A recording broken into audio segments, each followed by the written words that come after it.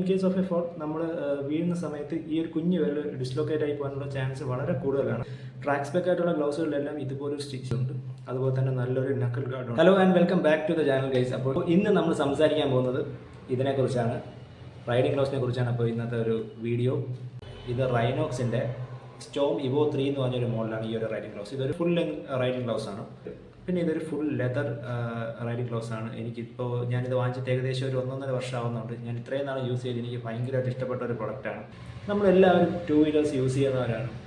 2 വീലറിൽ നമ്മൾ കയറി കഴിഞ്ഞാൽ നമ്മൾ ആദ്യം തന്നെ മനസ്സിലാക്കേണ്ട കാര്യം, എന്നായാലും ചെസ്റ്റൊക്കെ ഒന്ന് ചരിഞ്ഞ് വീഴാനുള്ള ചാൻസ് വളരെ വളരെ കൂടുതലാണ്. നമ്മുടെ കാല് അല്ലെങ്കിൽ കൈയാണ് നമ്മൾ തറയിൽ കുത്താൻ വേണ്ടി ചാൻസ് ഏറ്റവും കൂടുതൽ കൈയാണ്.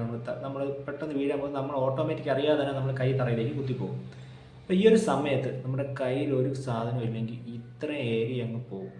ഓക്കെ, ഇതൊക്കെ ഇപ്പോൾ ഇങ്ങനെ ഇരിക്കുമ്പോഴത്തേക്ക് നമുക്കിതിൻ്റെ ഒരു വില അറിയില്ല. പക്ഷേ നമുക്കിതൊക്കെ ഒന്ന് ഒരു പ്രാവശ്യം പോയി കഴിഞ്ഞാൽ ഇതൊക്കെ പിന്നെ തിരിച്ച് പഴയ പോലെ ഒന്ന് സെറ്റായി വരാനും ചിലത് സെറ്റായി വരാത്ത ചാൻസസും ഉണ്ട്. അപ്പോൾ ഭയങ്കര പാടായിട്ടുള്ളൊരു കാര്യമാണ്. ബൈക്ക് എന്ത് സംഭവിച്ചാലും നമുക്ക് റിപ്പയർ ചെയ്യാം. രണ്ടായിട്ട് ബ്രേക്ക് ചെയ്ത് പോയെന്ന് വിചാരിച്ചു, നമുക്ക് റീബിൽഡ് ചെയ്യാം, വേറെ വിഷയമില്ല. പക്ഷേ നമ്മുടെ ശരീരത്തിൻ്റെ കാര്യം അങ്ങനെയല്ല. ഈ റൈഡിംഗ് ഗിയേഴ്സ് യൂസ് ചെയ്യുന്നതുകൊണ്ട് നമുക്കൊരു പ്രശ്നം പറ്റില്ല എന്നല്ല, നമുക്ക് എന്തെങ്കിലും ഒരു ചെറിയ അപകടം വന്നു കഴിഞ്ഞാൽ അതിൻ്റെ ആ ഒരു ആഘാതം ഈ ഒരു റൈഡിംഗ് ഗിയേഴ്സ് നല്ല രീതിയിൽ കുറയ്ക്കും. വളരെ വളരെ യൂസ്ഫുൾ ആയിട്ടുള്ളൊരു കാര്യമാണ്.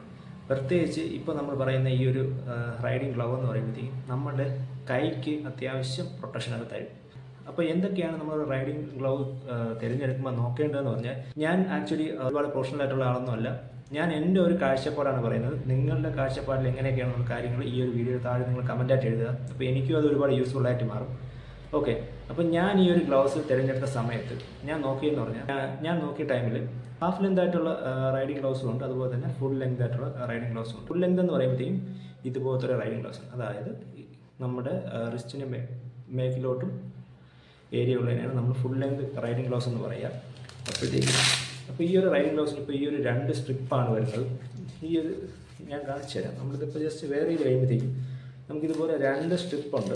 ഈ 2 സ്ട്രിപ്പ് നമ്മൾ ഇങ്ങനെ ഇട്ട് കഴിഞ്ഞാൽ നല്ല സ്നഗ് ഫിറ്റായിട്ട് ഈ ഒരു റൈഡിംഗ് ഗ്ലൗസ് കയ്യിലിരുന്നുള്ളൂ. നമ്മളിപ്പോൾ ഒരു ഇൻ കേസ് നമ്മൾ ഫോണിൽ നമ്മളിങ്ങനെ ഒഴിഞ്ഞാലും ഈ ഒരു ഏരിയ ഇങ്ങോട്ട് പൊളിഞ്ഞു വരാനുള്ള ചാൻസ് ഒക്കെ കുറവാണ്. ഓക്കെ, പിന്നെ ഈ ഒരു കാണുന്ന കേസ് ഈ ഒരു എൻ്റെ കയ്യിൽ ഈ ഒരു ഏരിയ വരെ പ്രൊട്ടക്റ്റഡ് ആണ്. നമ്മൾ ജാക്കറ്റിന് ഇടുകയാണെങ്കിൽ ഈ ഒരു ഏരിയക്കുള്ളിലേക്ക് ജാക്കറ്റ് പോകും.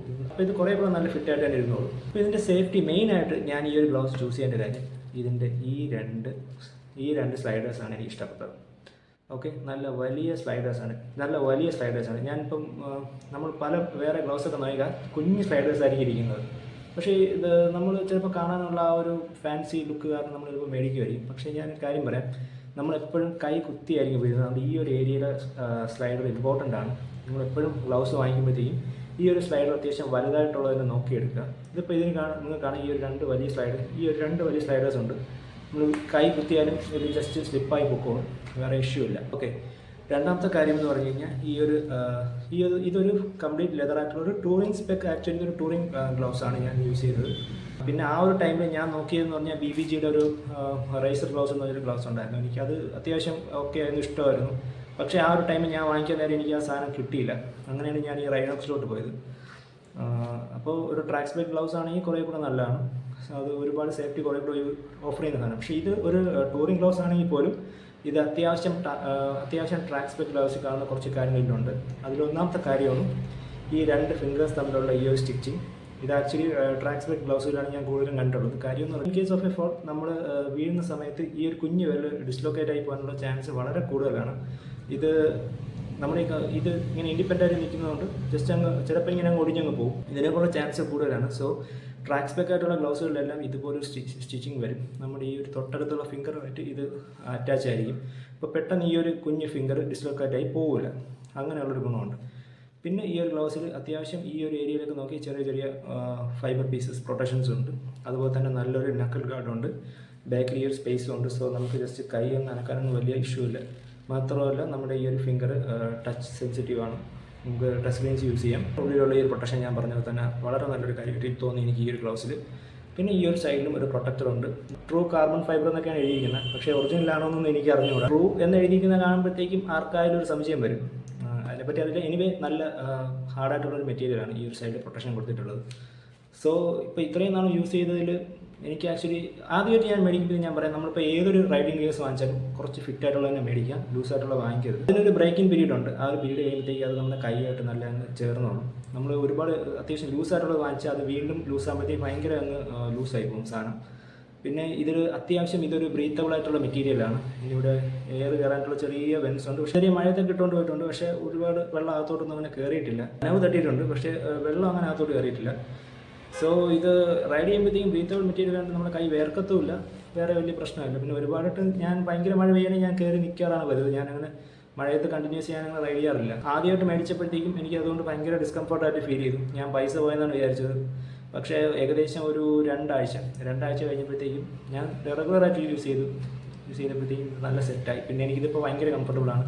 അത്യാവശ്യം എല്ലായിടത്തും ഞാൻ പോകുമ്പോഴത്തേക്കും ഞാനിപ്പോൾ ഈ സാധനം യൂസ് ചെയ്യാറുണ്ട്. കാര്യം എന്ന് പറഞ്ഞാൽ റൈഡിങ് ഗിയേഴ്സിൽ നിങ്ങൾ അത്യാവശ്യം നന്നായിട്ട് ഇൻവെസ്റ്റ് ചെയ്യുക. നിങ്ങളിപ്പോൾ ഏത് സിറ്റുവേഷനിലാണോ നിങ്ങൾ വാങ്ങിക്കുമ്പോഴത്തേക്കും നിങ്ങളുടെ കയ്യിലുള്ള കാശിന് ഏറ്റവും നല്ല ബെസ്റ്റ് ആയിട്ടുള്ളൊരു സാധനം ഏതെന്ന് വെച്ചാൽ വാങ്ങിക്കുക. ഞാനിപ്പോൾ ഈ ഒരു ഗ്ലൗസ് യൂസ് ചെയ്യുന്നതിന് ഇതെനിക്ക് കംഫർട്ടബിളാണ്, ഓക്കെയാണ്. പക്ഷേ ഇപ്പോൾ ഇത് ഏകദേശം ഞാൻ പറഞ്ഞു ഒരു 1.5 വർഷമൊക്കെ ആയി. കുറച്ചാണ്ട് യൂസ് ചെയ്യുമ്പോൾ എനിക്കിത് അടുത്തൊരെണ്ണത്തിലേക്ക് സ്വിച്ച് ചെയ്യണമെന്നുണ്ട്. എൻ്റെ കണ്ണ് എപ്പോഴും ആൽപൈൻ സ്റ്റാർസിലോട്ടാണ്. ഇത് മേടിക്കാൻ പോയപ്പോഴും ആ ടൈമിലും എനിക്ക് ആൽപൈൻ സ്റ്റാർസ് ഉള്ളിലുണ്ടായിരുന്നു. പക്ഷേ ആ ഒരു ടൈം എനിക്കൊരു ബഡ്ജറ്റ് ഇല്ലായിരുന്നു. ആൽപൈൻ സ്റ്റാർസിൽ അത്യാവശ്യം നല്ലൊരു ഗ്ലൗസ് എടുക്കണമെങ്കിൽ അത്യാവശ്യം ഫണ്ടാവും. അപ്പോൾ ഞാൻ ഒരു സൈഡിൽ കുറച്ചായിട്ട് സേവ് ചെയ്യുന്നുണ്ട്. സേവ് ചെയ്ത് പയ്യാണ് ഞാൻ ഓരോ സാധനങ്ങൾ വാങ്ങിക്കാറ്. അപ്പോൾ എനിക്ക് നിങ്ങൾക്കും പറയാനുള്ളത്, ജസ്റ്റ് നിങ്ങളുടെ കയ്യിൽ എത്രയാണോ പൈസ ഉള്ളത് അത് കുറച്ച് സേവ് ചെയ്ത് വയ്ക്കുക. എന്നിട്ട് അത്യാവശ്യം യൂസ് ചെയ്യാനുള്ള നല്ലൊരു പ്രൊഡക്റ്റ് ആദ്യം വാങ്ങിച്ച് യൂസ് ചെയ്യുക. പിന്നെ കിട്ടുന്ന കാശ് വീണ്ടും സേവിങ്സ് നമ്മൾ കൂട്ടി കൊണ്ടുവന്നിട്ട് നല്ലൊരു ബ്രാൻഡുള്ള സാധനത്തിലേക്ക് വാങ്ങിക്കുക. അതിപ്പം ഹെൽമെറ്റ് ആയാലും ജാക്കറ്റ് ആയാലും എന്തായാലും നല്ലൊരെണ്ണം വാങ്ങിക്കുക.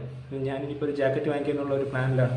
ജാക്കറ്റ് യൂസ് ചെയ്യുന്ന ആരെങ്കിലും ഉണ്ടെങ്കിൽ ജസ്റ്റ് ആ ഒരു പ്രൊഡക്റ്റ് ഏതാണെന്നുള്ളത് താഴെ കമൻറ്റ് ചെയ്യുക. എനിക്ക് യൂസ്ഫുൾ ആയിരിക്കും. ഞാനിപ്പോൾ നോക്കിക്കൊണ്ടിരിക്കുകയാണ്. ഞാൻ ഈ ഒരു ഗ്ലൗസൊക്കെ മേടിച്ച് യൂസ് ചെയ്യുന്ന സമയത്ത് കുറേ പേരൊക്കെ എന്നെ കളിയാക്കിയിട്ടുണ്ട്. ഇതെന്താ ഇത്രയും വലിയ ഗ്ലൗസൊക്കെ ഇടുന്ന, സാധാരണ ഒരു കുഞ്ഞ് ഗ്ലൗസ് വാങ്ങിച്ചിട്ടാൽ പോരെ, വെയിൽ കൊള്ളാതിരിക്കാൻ അത് മാത്രം പോരെ എന്നാണ് എല്ലാവരുടെയും ചോദ്യം. ഒരു പോയിന്റ് ഓഫ് വ്യൂ അതാണ്. അപ്പോൾ എനിക്ക് നിങ്ങൾക്ക് പറയാനുള്ളത്, നിങ്ങൾ ജസ്റ്റ് ഗൂഗിൾ എടുക്കുക, palm injuries due to bike accident, images ഒന്ന് സെർച്ച് ചെയ്ത് നോക്കുക. ഓക്കെ, അത് കാണുമ്പോൾ മനസ്സിലാവും ഇതുപോലത്തെ ഗ്ലൗസൊക്കെ എന്തിനാണ് ഇത്രയും കാശ് മുടക്കി യൂസ് ചെയ്യുന്നത്. ഇത് ആക്ച്വലി ഒരുപാട് പേരെയും പ്രൊട്ടക്റ്റ് ചെയ്യും എന്ന് ഞാൻ പറയുന്നില്ല, വീണ്ടും ഞാൻ പറയുന്നു. പക്ഷേ സ്റ്റിൽ നമുക്കൊരു പ്രശ്നം വന്നാൽ, നമ്മൾ ഇൻ കേസ് ഒന്ന് വീണാൽ നമ്മുടെ കയ്യിനെ ഇത് കുറച്ചെങ്കിലും സേവ് ചെയ്യും. ഓക്കെ, അപ്പോൾ എല്ലാവരും പ്ലീസ്, ഞാൻ വീണ്ടും റിക്വസ്റ്റ് ചെയ്യുന്നു, നിങ്ങളെല്ലാവരും ബൈക്ക് യൂസ് ചെയ്യുന്നവരാണ്.